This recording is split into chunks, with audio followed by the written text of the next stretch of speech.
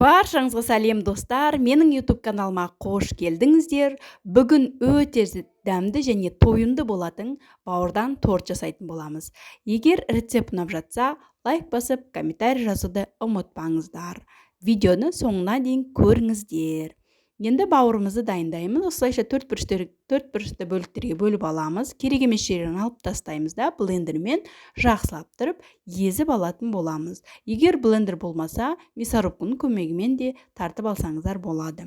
Оның үстіне жұмыртқамызды саламыз, сүтімізді құямыз және де ұнымызды салып, блендермен араластырып, жақсылап тұрып езіп алатын боламыз.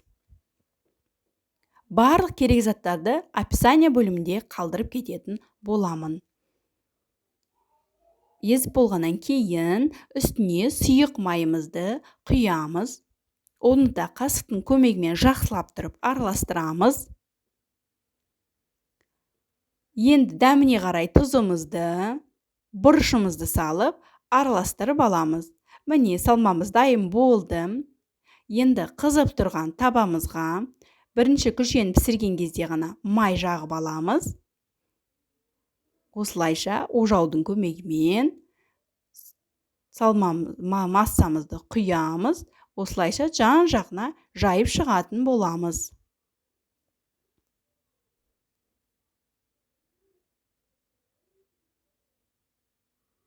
Бұл күлшенің піскенін үстінде кішкене точкалар пайда болады, тесіктер пайда болады. Сол кезде түсі де өзгереді шамалы. Сол кезде екінші жағына ауыстыратын боламыз. Екінші жағы бірінші жағына қарағанда өте тез піседі. Күйіп кетуден абайлаңыздар. Екінші күлшемізде де солай. Бар күлшемізді осылайша пісіріп алатын боламыз. Міне осындай тесіктер пайда болады.